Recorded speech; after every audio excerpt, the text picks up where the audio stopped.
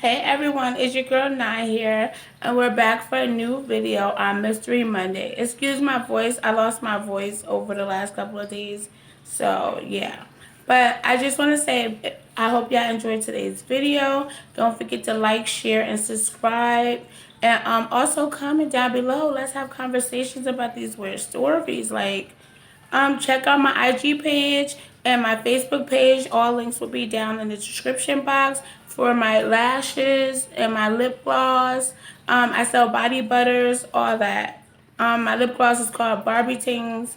All the scrubs and butters will be made on call, on order, on order. Yeah, they will be freshly made on order. So let's get into today's video. Okay. In 1976, in central Ohio, in a small town named Circleville, there was a lady named Mary Gillespie who was a school bus driver for the local school in her neighborhood. One day after work, she comes home to this letter stating if she don't tell her husband and let everybody know that she been smashing the superintendent, that bad stuff will start happening to her.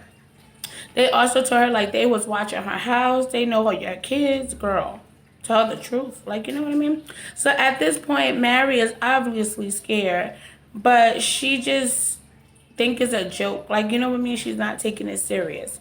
So she's like, oh my God, I'm just going to ignore it. It's going to go away, that type of stuff.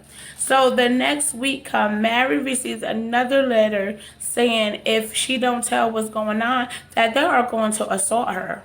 And this isn't a fucking joke. You're going to get hurt, Mary. I'm telling you, these people is crazy. So sis didn't take this letter seriously neither. And literally the next morning, her husband, Ron, wakes up, go checks the mail, and he receives the letter this time. An untraceable letter, meaning it was like postmarked from Columbus, Ohio, but it didn't have a return address. Right. So just like Mary letters, they stated that if Ron doesn't confront Mary about her affair with the superintendent, that he will have very bad things happen to him. He went to Mary like, what the fuck? Like, what is going on? She says, I have received 2 letters also saying the same thing, and I was ignoring it. And she is like, no, I have not had any affair.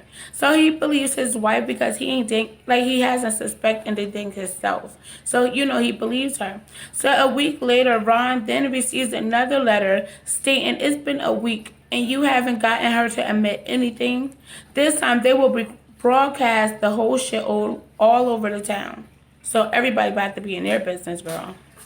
So at this point, they are both terrified, and she is still denying the accusations. And if I was Ron, I'd be like, come on, girl. It's not that serious. Well, as you can see, Ron, like, you know, it seemed like he still has her back. So if I was Ron, I'd be like, yo, like, just tell the truth, like, so we could get out of this mess. But anyway, so they don't tell the truth. They don't go to the cops or nothing. So Ron goes to, like, you know, his sister and her husband's sister. So it's Ron's sister and her husband's name is Paul. I couldn't find the names of everybody else, so that's why, yeah. So Paul is Ron's sister's husband. Okay. Mary starts to think that she knows who is sending these letters. Unfortunately, I wasn't able to find any information on who they thought it was. So then the letter started, like, you know, I don't know how to talk. So then they start sending letters to the person, like Mary and the gang. They started writing the person back. And the letters seemed to have stopped. So, like, they like, oh, shit, it worked. You know, we free now. Girl, in August 1977, Ron was home by himself when he received a phone call. When he received this phone call, his own children said his whole demeanor has changed. No one who knows what was said over the phone, but Ron told his family that he is going to confront the person that has been harassing him. He takes his pistol and he pulls off and drives away. But literally several minutes later, Ron had died. He drove right into a tree. He died right on impact. But when investigators arrived at the scene, it was said that Ron did in fact fire one single shot. The sheriff suspected that this was foul play, but Ron was drunk. he was driving while half over the legal drinking limit. So he died for drunk driving. But why did he fire a shot though? Like that don't make sense. But everybody else also said Ron didn't drink. So I didn't understand why the police didn't even look into this more. So I really do feel like this whole mysterious situation, I feel like it was the police fault. Anyway, after these letters are still being sent out all over central Ohio, but the letters are now stating that the sheriff in Circleville is covering up something. But now it seems that the writers are now defending Ron but still coming at Mary. Finally, in 1983, Mary finally admitted that she was having an affair with the superintendent. But that didn't stop anything. In fact, it made it worse. Because they like, damn, Mary, you should have been told the truth. Anyway, on her normal route taking kids to and from school, there are billboards up shaming sis. Like, they like, you slut. Like, you know, that type of stuff. Mary gets mad. Like, she pissed this time. Like, she's not sad no more. She's not scared. She is pissed. She pulls over, gets out the school bus, rips out the billboard, and then she sees this box that was built to the billboard, and like it was like a loaded gun inside of it. So like if you take it off, it will automatically trigger. But thank God Mary was standing a certain way, so the gun fired, but it didn't hit her. Mary finally calls the cops because at this is like real at this time. Like when the cops arrived, they noticed that the serial numbers have been poorly scratched off. Hold on, I'm thirsty, my throat. That the serial numbers was poorly scratched off, but they was able to locate who the gun belonged to.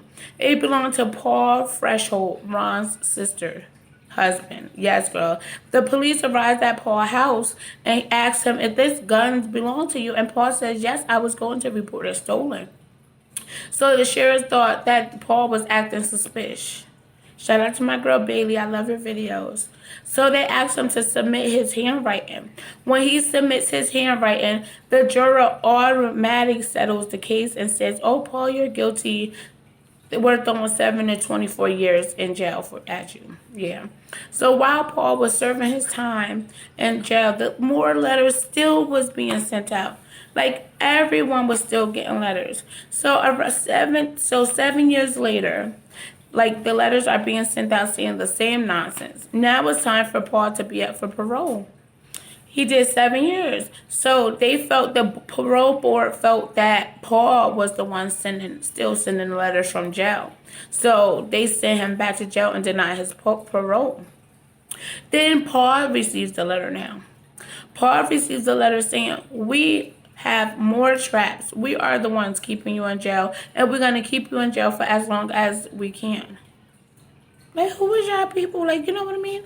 So after 3 years later, the letters stopped and Paul is finally up for parole again. Paul is finally a free man.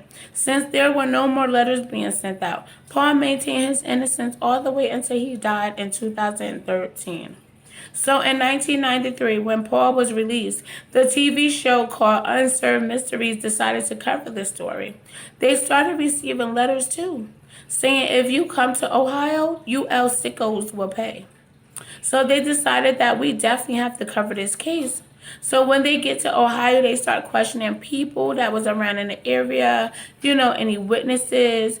And they realized that this lady came to them and she was like, I had something to say this whole time, that because she was driving the same route that day when Mary found the gun in the box, and she said she saw a yellow Camaro on that same road, and it was just a man sitting there who didn't match the description of Paul.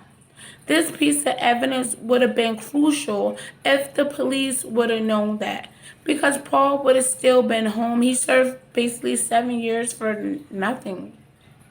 Like, literally. So, the Unsolved Mysteries asked her, why didn't you say anything? And she said she went down to the station to let them know, but nobody paid her any attention, or took it serious. So, the show aired, and there were no more letters at this point. At this point, it's just a mess. Some people believe that Paul was indeed guilty, despite the witness they interviewed, and others believe that he didn't do it. In fact, a journalist named Martin Yant believed that there were three suspects: the superintendent, Paul's wife, and Mary's co-workers. Paul's wife boyfriend, because they had got a divorce, he matches the description of the guy, and one of his family members owned a yellow Camaro. But the police basically don't care anymore, so the case remains a mystery. I want to say thank you guys for watching my video today. If you're loving my lashes, these are definitely from my brand. These are called the Conceited lashes. You could definitely order them. Just DM me on any platform. It don't matter. Love y'all.